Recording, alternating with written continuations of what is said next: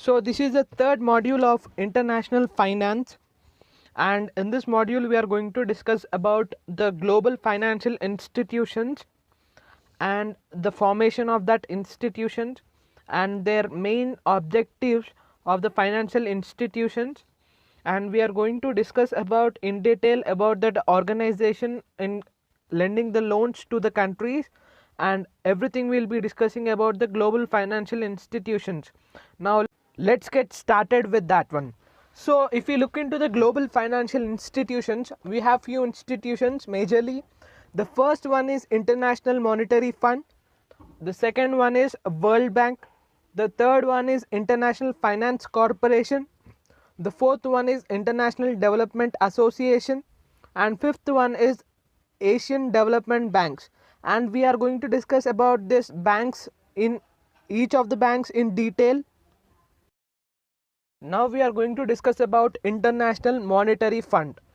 So this International Monetary Fund was established to ensure proper working conditions of the international monetary system.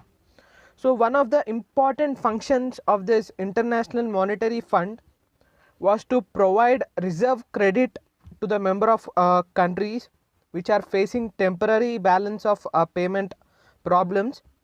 So for this purpose, a currency pool was maintained, so that each member country which are members of this International Monetary Fund was required to contribute to this pool according to its quota, so which was fixed on the basis of each country's importance in the world trade.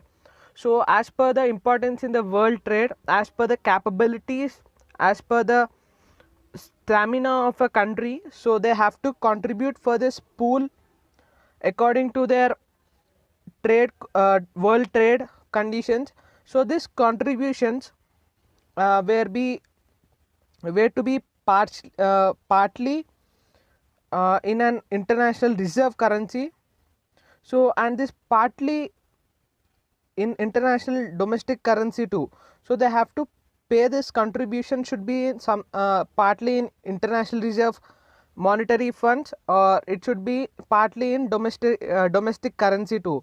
So if India want to contribute to this pool, so it should give half of that, not half but some part of that fund as Indian rupee, and some part of funds as a gold or dollar in any other currency which is prescribed as per the International Monetary Fund. So initially the part of the payments were made in the gold, so later it was replaced by the special drawing rights. So a country's quota will also determine its access to the pool.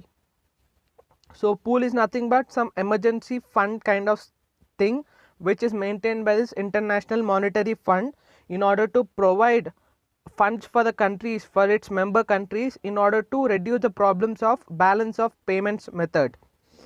So if we look into that pool system, and the voting power also determines in this International Monetary Fund. So a country could draw from this International Monetary Fund in tranches for maintaining the currency's standard. So a tranche represents 25% of country's quota.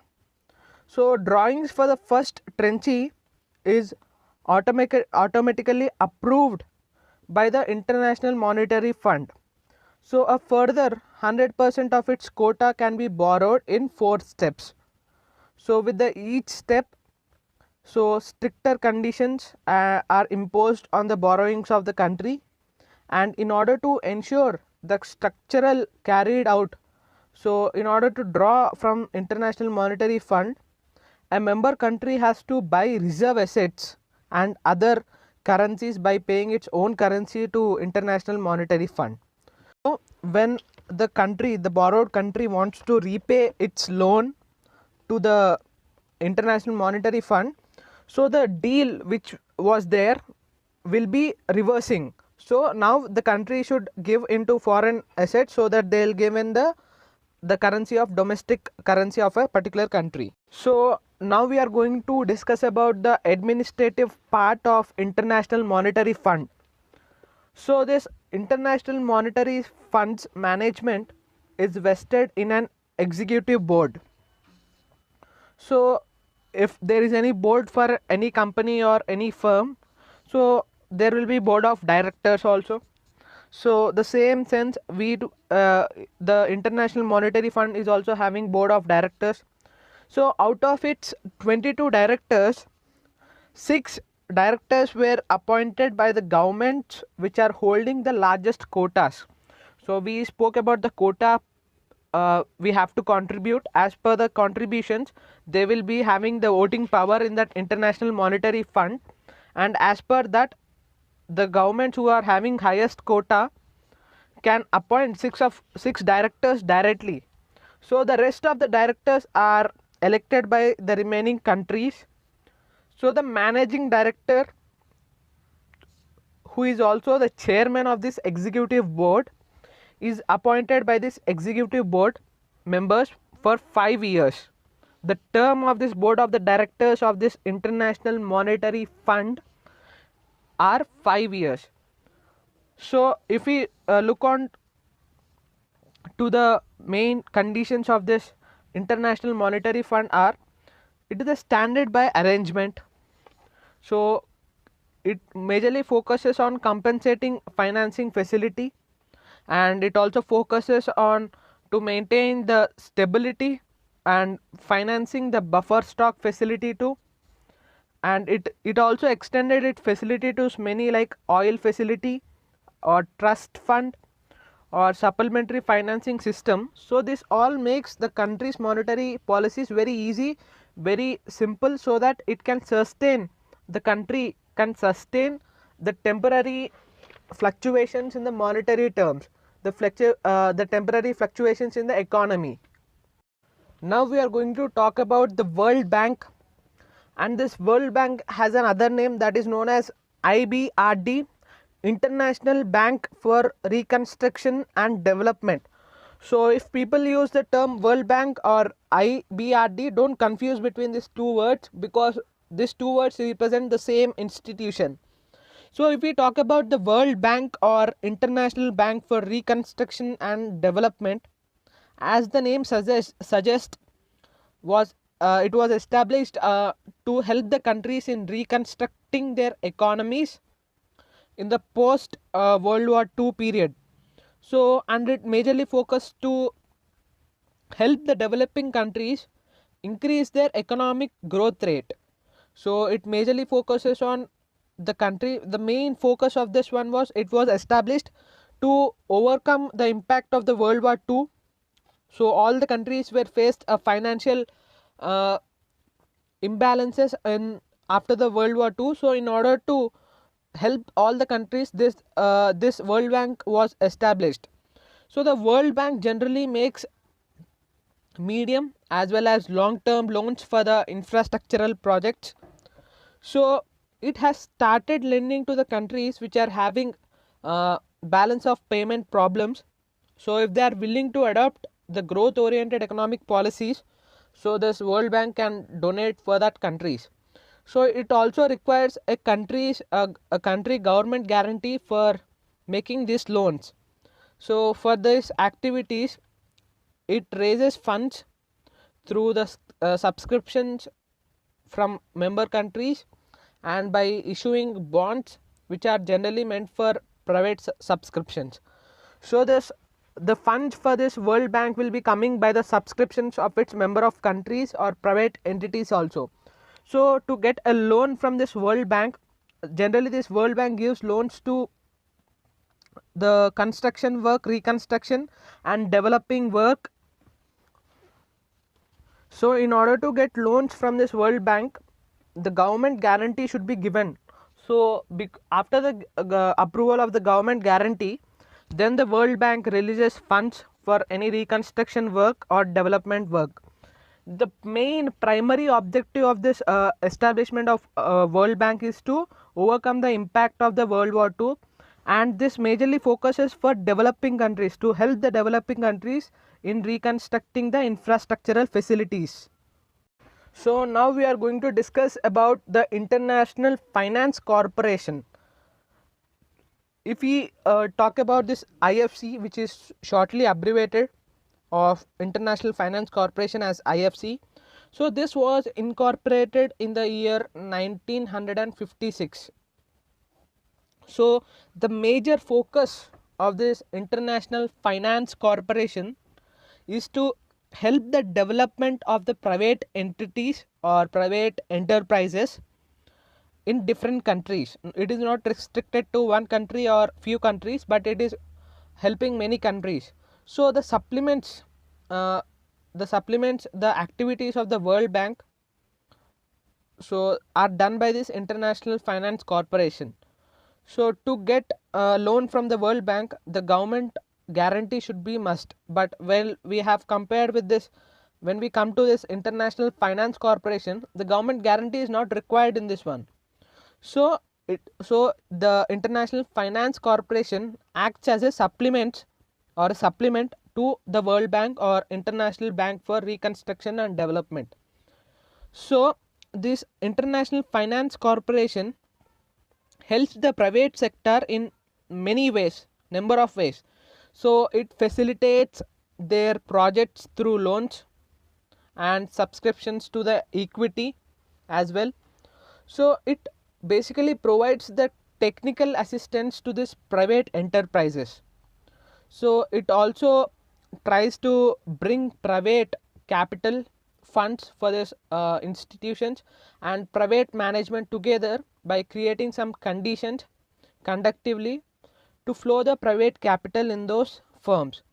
So it does not insist upon the government guarantee, and generally this International Finance Corporation takes up more risk than its counterparts, for example the World Bank.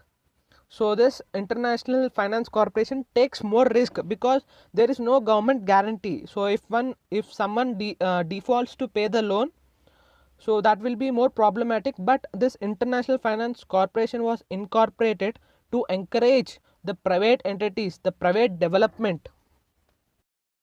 So now we are going to discuss about this International Development Association, which is shortly abbreviated as IDA.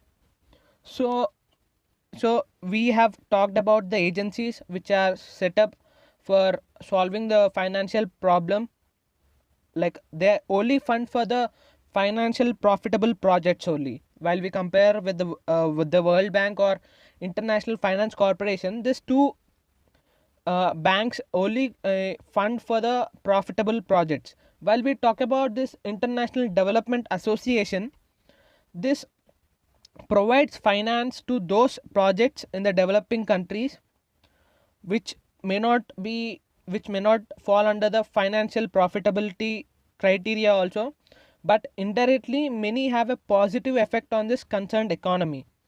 So this International Development Association will be sponsoring the non-profitable organizations also in the developing countries. So if we talk about this IDA, that is International Development Association, which was set up in the year 1960.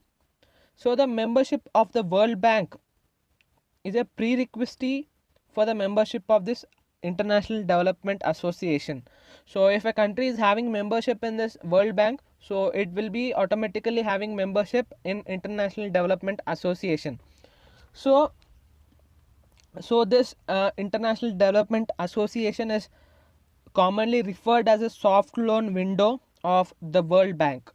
So this International Development Association provides highly concessible loans. So these loans include the long-term loan and interest-free loans also to some projects, even though they are not profit motive also, that is not concerned. But this International Development Association only sponsors to the developing countries in order to develop the infrastructure of a particular country, in order to develop the economy of a particular country. So this International Development Association also insists on the government guarantee. So if the party defaults or fails to pay the loan, so the government should pay definitely to this International Development Association. So now we are going to discuss about the next institution, that is Asian Development Bank, which is shortly abbreviated as ADB. So in order to encourage the economic growth and the cooperation in Asia, the Asian and East and South Pacific regions, so this Asian Development Bank was formed on 19th December 1996. So this bank is located at Manila and Philippines. So even though Asia comprises of 30% of the world population, so the development and the growth rate of these Asian countries are very low. So when there is a high number of population, so the income and the development of a particular area should be very high, but this is vice versa. So we have to take some measures in order to develop the Asian countries. So the main objectives of this establishment of this Asian Development Bank is to encourage industrialization as well as to encourage the mobilization of the resources. So if the resources are mobilized very well manner, so that helps to develop many areas. So if we invest the capital at only one particular place, that particular place will be developing. So if we invest the capital in 4 or 5 places simultaneously, so this 4 or 5 places will be developing at a similar rate, at a similar speed. So it is very essential for mobilization of the resources. So if we talk about the next objective of this Asian Development Bank is to attract foreign investments also. So the board of directors governs the bank as common as to other banks also. So the board of governors elect these directors who are in 12 in number. So in order to maintain the regional equality, out of this 12 members, so 8 from the region and 4 belong to the non-region. So out of this 12 directors, 8 directors will be from Asian countries and 4 directors will be from outside the Asian countries, that is Asian region. So this tenure is for a period of 2 years for this directors, and even board of the governors elects presidents also, president for this Asian Development Bank, who will be in a tenure of 5 years. So the board of directors has all the powers to meet weekly once. So these are the powers of this board of directors of Asian Development Bank. If we now speak about the objectives of International Monetary Fund, so the major focus, the main objective of this International Monetary Fund is to encourage the International Monetary Corporation by using the permanent institution, which helps in providing a mechanism for consultation and collaboration on international monetary problems. So this International Monetary Fund not only is meant for 2 or 3 countries, but it is meant for the whole world. So it maintains the mechanism for collaboration of all the countries in order to solve the international monetary problems which are there in the world. So the other objective is to assist in expanding and growing the international trade and enhance and retain the high levels of employment and the real income, and to develop the productivity resources of all its members as the basic objectives of the economic policy. So if the expanding or if the growth of an international trade of a particular country is increasing, so then that particular country will be able to provide many jobs, so the level of employment will be increasing. So this International Monetary Fund helps the countries to expand and promote their international trade. So if we move on to the next objective, that is encourage the stability. So it also encourages to maintain the stability in exchange, to sustain some systematical arrangements of exchange among the members of the International Monetary Fund, and it prevent competitive exchange depreciation too. So this is a major advantage of this International Monetary Fund. And if we talk about the next objective, that is to provide the assistance in development of a country in multilateral system of payments. So this encourages to increase the trade of a particular country. And if we see on the next objective, that is to increase the confidence level of the member of the countries by providing them with the fund resource under appropriate safeguard, and it also ultimately providing them the opportunity to rectify the incorrect adjustments in their balance of payment, so without any adopting any measures which are harmful. So this will be guiding them, all the countries, in order to maintain the balance of payment. So if we move on to the next one, it is majorly concentrated to reduce the duration and minimize the extent of disequilibrium in a international balance of payments of its members. So if there is any indifference or disequilibrium in the balance of the payments of a country, so the economy of a particular country will be affected severely. So this main objective of this International Monetary Fund is to allocate, it is to collaborate all the members of the countries and to maintain the strategies which help us to maintain the equilibrium for the balance of the payment. So we are going to discuss about the balance of payment in detail in this module. And so these are the main objectives of the International Monetary Fund, which are focused in maintaining the balance of payment. Now we are going to talk about the performance of this International Monetary Funds. So the first performance evaluated, so the performance of the International Monetary Fund is evaluated on these parameters. So the first parameter is appropriateness of policies. So the International Monetary Fund has been criticized by many in the year 1998. It was stated that it was facing the problem of solvency and not liquidity. So it was also observed that the initial step of this International Monetary Fund was basically concentrated more upon the structural reforms instead of stopping the panic and bringing back the confidence on the track.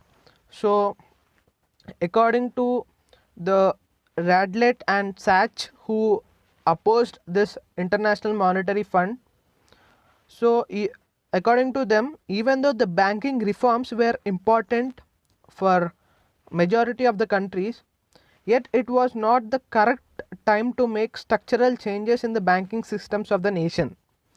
So this is, we are talking about the year 1998.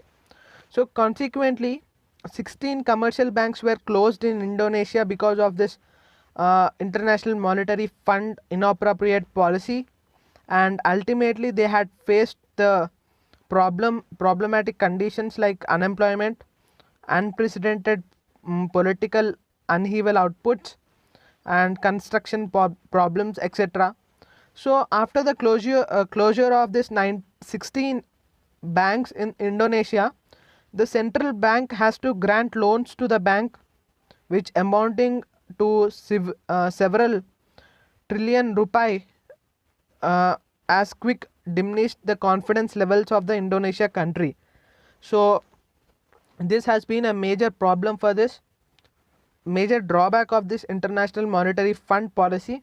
And if we move on to the adequacy, so the International Monetary Funds usually gets dropped down and the results in the crisis because the lack of expertise and qualitative staff in the International Monetary Fund. So this valuable advice with respect to the financial crisis is not provided as full effects or full abilities. So there is lackage of the technical skills of the staff members. So the International Monetary Fund doesn't deal with the cases individually and in detail. So due to the shortage of time and availability to carry out, through this analysis.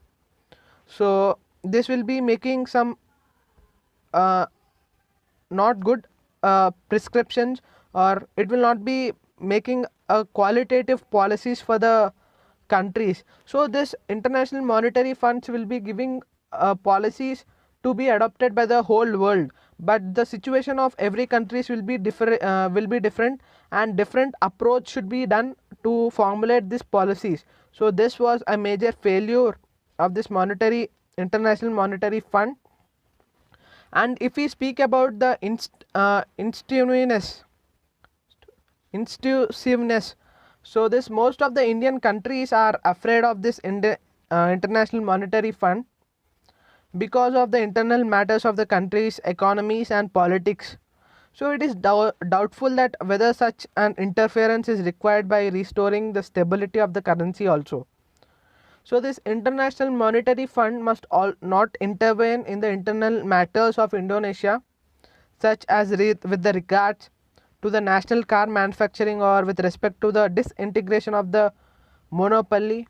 And moreover, the sovereign countries of Asia opines that international monetary fund does not have effective universal solution for the problem.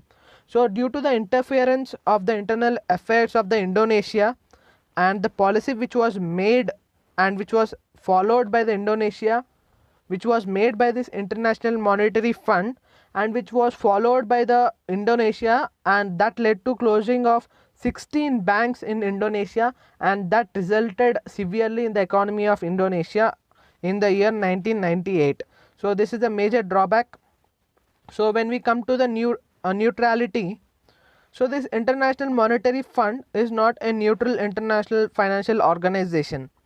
So the reason behind is, when the United Kingdom borrowed massively from this international monetary fund in the year 1967, the international monetary fund did not oppose any type of conditionalities on them.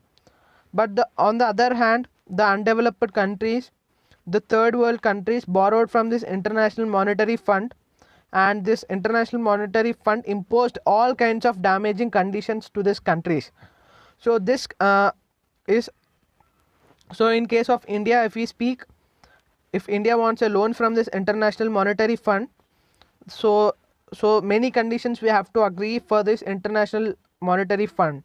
So they because of this one, the India would need to import wheat and sugar in spite of sufficient home production also. So that will devaluate the currency because of this impact. And if we speak about the moral hazards which are not followed by this international monetary fund, is also a drawback for this international monetary fund. So now we are going to discuss about the objectives of International Bank for Reconstruction and Development, so that is known as World Bank. So this was established in the year 1944 during the International Economic Conference, which was held at Bretton Woods. So the headquarters of this International Bank for Reconstruction and Development is located in Washington DC, that is in USA, United States of America. And this International Bank for Reconstruction and Development is popularly known as World Bank, and this bank was specially introduced for international monetary cooperation between the countries. So the main objective is to reconstruction and development.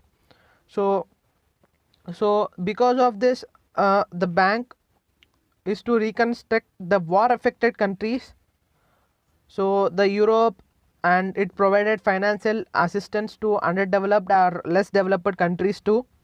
So it also encourages the investment schemes. So the banking encourage private investors to invest capital in underdeveloping countries or underdeveloped countries economies by investing in loans and investments also. And it also encourages the international trade of a particular country. So this International Bank for Reconstruction and Development assist in raising productivity, which will be helping to promote the long term growth of the international trade, and also helps in improvising the standards of living of the member country also. So this is not only focused on increasing the reconstruction and development work, but it also works for the improving the standards of a country. So the next objective is to maintain the balance of payment in the member of the countries. So because the equilibrium in the balance of payment method will be helpful for the growth of economy of a particular country. So if we speak about the next objective, that is wartime and peacetime. So the main objective of this International Bank for Reconstruction and Development is to help the member countries who had undergone the changes from the wartime economy to the peacetime economy, because this was incorporated to give assistance to all the countries during after the post World War II. In order to help these countries, this bank was incorporated, the World Bank was incorporated for the reconstruction and development of the nations who had suffered from this world war and who were damaged because of this world war. So now we are discussing about the functions of International Bank for Reconstruction Development, or the World Bank. So the main function of this IBRD, which is International Bank for Reconstruction and Development, provides for the reconstruction work and the developmental loans to those countries who were severely affected through the wars and economic crisis. So this was incorporated in the year 1944 to help the countries after the post World War II. So this majorly concentrates on reconstruction and the development of the countries and providing the loans for the same.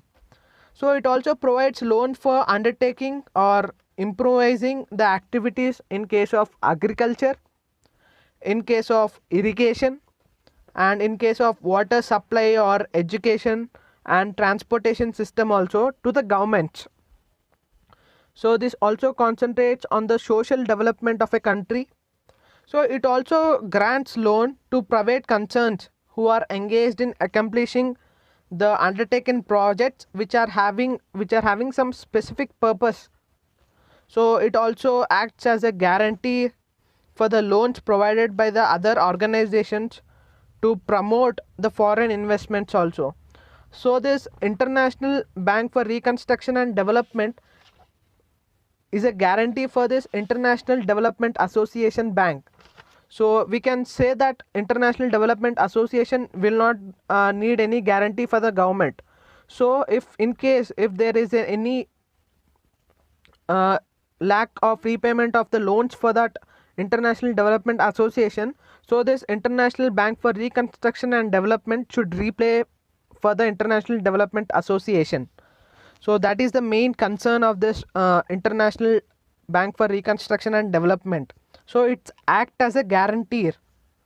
So it also provides some technical assistance and economic and monetary advice to its member of the countries while dealing with specified projects, and the main objective is to promote the economic reforms to encourage the industrial sector of the developing countries.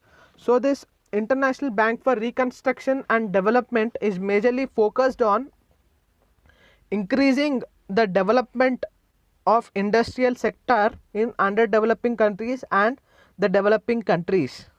So this International Bank for Reconstruction and Development, which is also termed as World Bank, promotes for the industrialization in developing as well as underdeveloping countries and assisting them with the loans in order to make their economies as industrialization economies. So now we are going to discuss about the International Bank or Euro Bank. So the international banks are on the top position out of all the official funding agencies. So in the 20th century, these international banks were basically the domestic banks which were offering the services of international banks. So the services of these international banks are to accept the deposits and providing the loans and dealing with the currency of the host countries and the foreign currency, and providing the finance for the carrying out the trade transactions.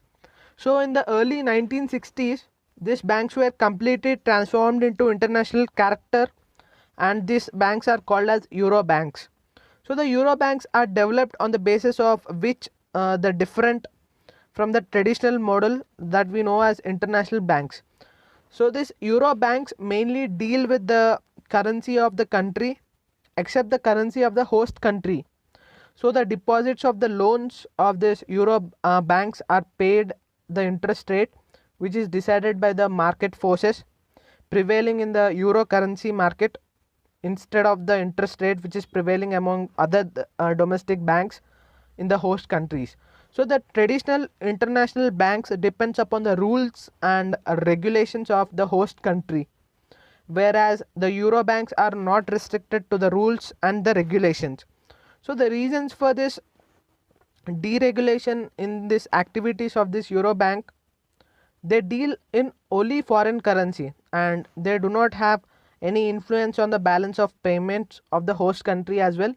So now we are going to discuss about the factors which held this development of euro banks. So in 1960s the US dollar was the currency which was mostly preferred in the international transactions. So in 1980 the USSR earned more US dollars in the trade and deposited in the banks outside the USA, and there was a cold war between the USSR and USA. This resulted in establishment of this international banks or the euro banks. So after the foreign exchange crisis in the year 1955 to 57, so the British government imposed restrictions on the outflow of pound sterling for external transactions, and there was a huge demand for the dollar in UK. So because of the cold war which led to establish this euro banks in order to avoid the dollar in the UK and USSR countries.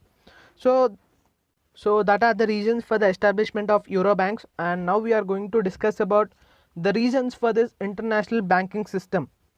So the reasons for behind this international banking system, so the services which are provided by the international banks are quite different from the services which are provided by the domestic banks.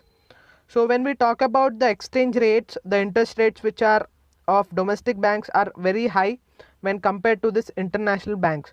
So the main reason for this international bank are the low marginal cost.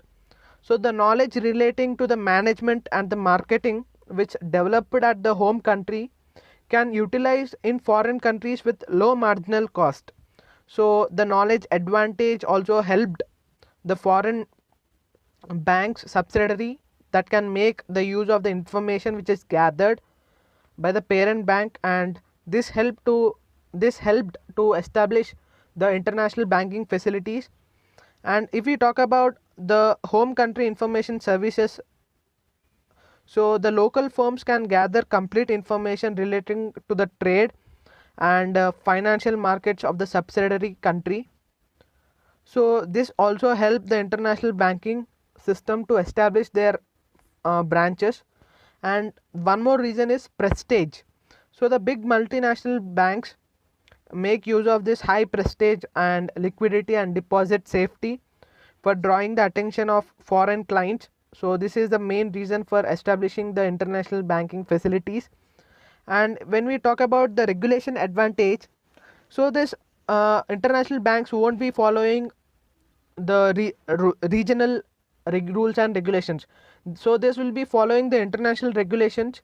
So this is a regulation advantages in there in this international banking. And if we talk about the next features that are wholesale defensive strategy, in order to avoid the erosion of the clients to these foreign banks, banks hunt for this multinational customers in the foreign countries, so they can be benefited, and so that this we can consider that is also one of the reason. And the transactional cost of this international banks are also very less when, because they can be minimized because of the foreign exchange reserves. So that is the main reason for the establishment of international banking. And the growth and the risk reduction of this international banking facilities are very less. So this international banks will be focused on diversification, so that will be enhancing the stability of the earnings of the bank. So these are the main reasons for the establishment of international banking facilities. So now we are talking about the euro bonds, which are sold in all the countries except the countries of the currency which are denominating the bonds. So these are called the euro bonds. So the euro bond market was developed to the interest equalization tax, which is lended by the US government to prevent US investors from investing in foreign securities. So the euro bonds gained popularity as a source for attracting funds in some portions, as they can issue the euro bonds. So if we talk about the firms, the few firms which issue the euro bonds are McDonald's, the Walt Disney, and we have Nestle and Volkswagen, who are considered as a eurobond market source, as a funds which completely depend, these firms will be completely depending upon this euro bonds. So if we talk about the futures of this euro bond, so this euro bond are generally sold outside the country borders. So it is a type of bearer bond which is not registered and payable to any person who holds it. So there is no registration for this euro bonds, and if whoever are having, they can transfer the euro bonds as per their wish. So the ownership records are not maintained for this euro bonds. That is the main advantage. And usually these coupons of euro bonds are paid annually only, and these are sold at a big and reputed multinational firms. So the International Syndicate of Investment Bank offers this euro bond to investors of different countries. So some of the euro bond have the clauses of conversion, which allows the to convert into specific number of the specific number of shares also. And these euro bonds are very famous in United States of America. So now we are talking about the advantages of this euro bonds.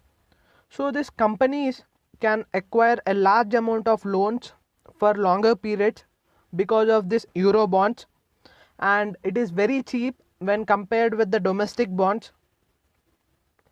So these euro bonds are capable to hedge the interest rate and the exchange rate risk also.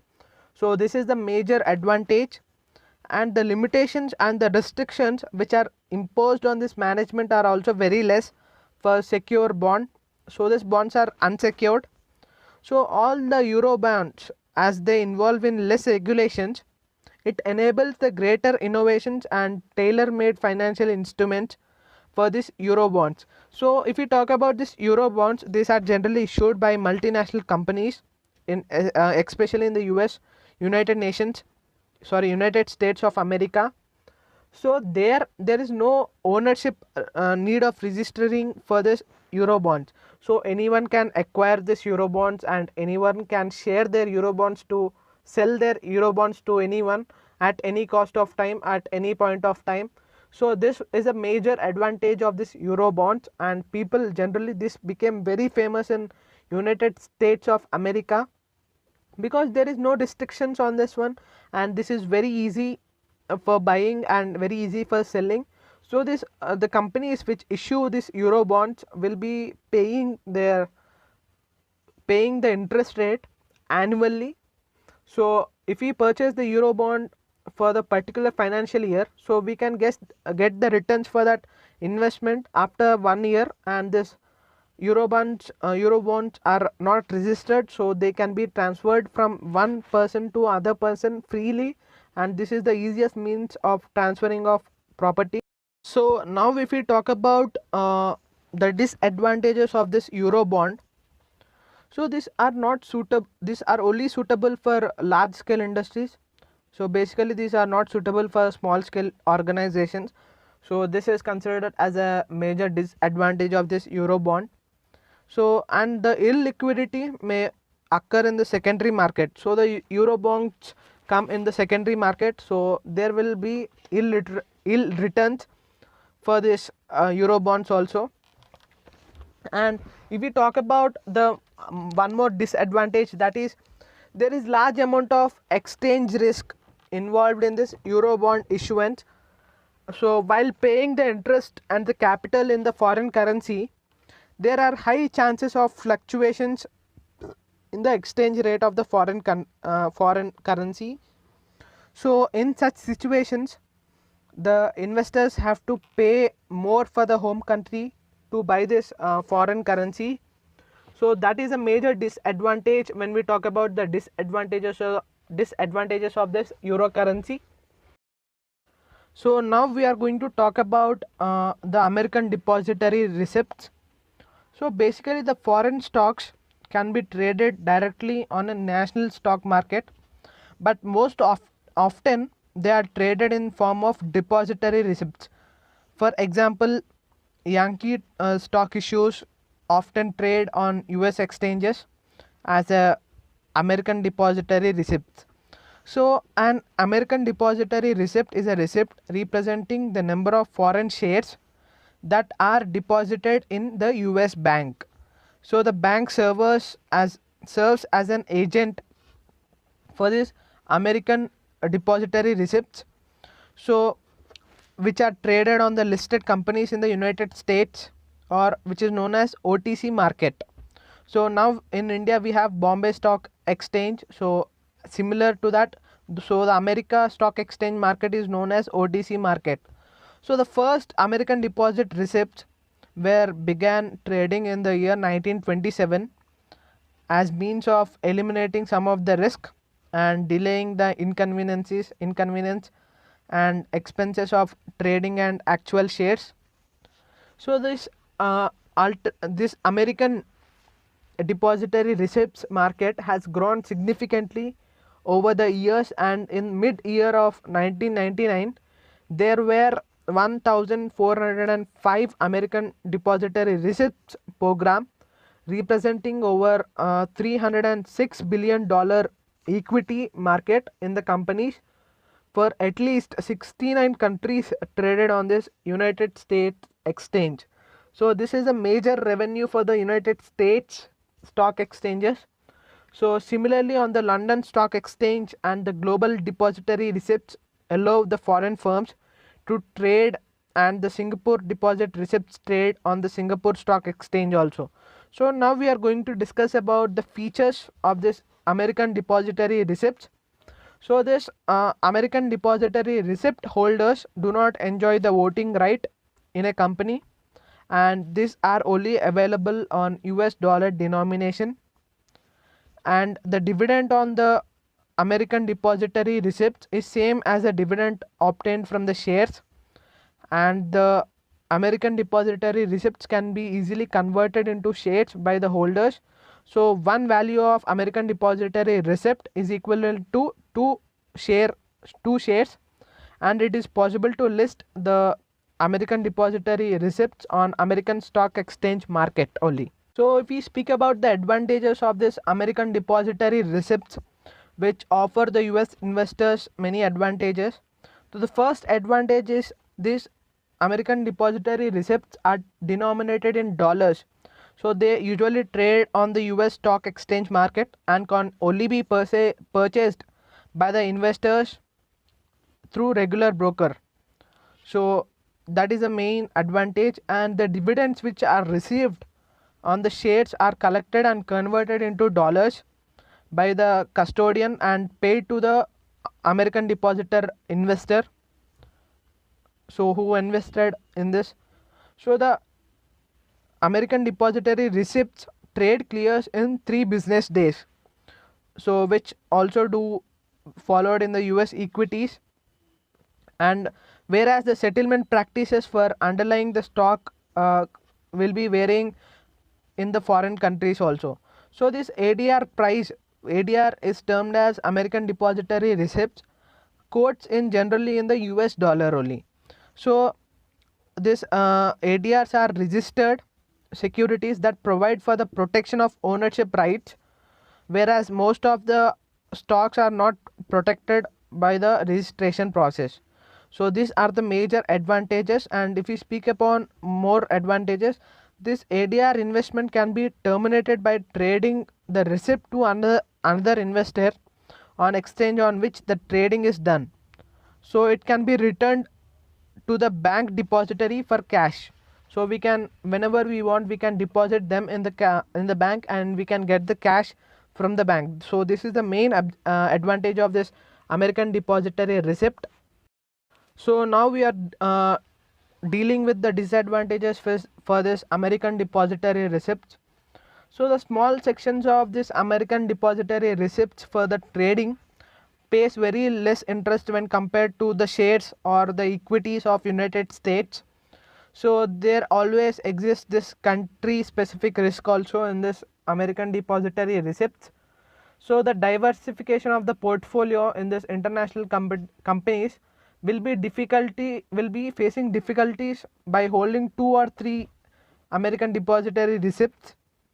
So one of the major drawback is the American depository receipts are only available in dollars. So that is also a major disadvantage. So if the investors do not understand the political and the economic risk which are associated with this ADR, so that also becomes a very difficulty problem to carrying out the trading for this ADR. So the other receipt is global depository receipt. So generally this GDR, global depository receipt, refer to the bank certificate which is issued to the various countries for this foreign company shares. So the foreign branch of the international branch deals with those shares, and one GDR is equal to 2 shares. So in the stock market and the real estate markets, the foreign direct investments through this global depository receipts are not allowed. So in India, the prior permission is required to enter into the market of global depository receipts. And if we talk about the features, so this global depository receipts are also available in United Nations dollar denomination, and unlike the shareholders, the global depository receipt holders do not have any voting right in the company, and this can easily be converted into shares that we have discussed. One GDR is equal to 2 shares. So the dividend obtained by this the global depository receipt is quite similar to the dividend on the shares. So it is possible to list the global depository receipt on American and European stock market as well. So these are the main features of this global depository receipts when we compare with the American depository receipts. So now we're gonna talk about the advantages and disadvantages of this GDR. So the advantages are, it has a wide shareholder base which enables the Indian companies to raise their capital more on foreign country by increasing the number in the shareholders. So the issuance of this GDR helps the companies to increase their goodwill in the capital market also. So this also allows the companies to do business without any risk of exchange rate fluctuations. And this GDR, global depository receipt, is an inexpensive treatment of financing, and the GDR is listed both on International Stock Exchange as well as the London Stock Exchange also. This is a major advantage. Now if we talk about the disadvantages, so the transaction in the home country and the foreign country could be difficult, especially for those who possess diversified portfolios, and the payment on the dividend to the investor in case of this global depository receipt is not immediate. So the American depository receipt, the payments are within only 3 business days, and this GDR payments are not immediate in nature. So this is a major drawback or disadvantages of this GDR. And this is the end for the module. And in this module we have discussed about various financial institutions, the World Bank, the Development Association, International Development Association, and the American depository receipts and the global depository receipts. We have understood many topics, and thanks for watching the video, and this chapter will be completing in next module, and thank you for watching.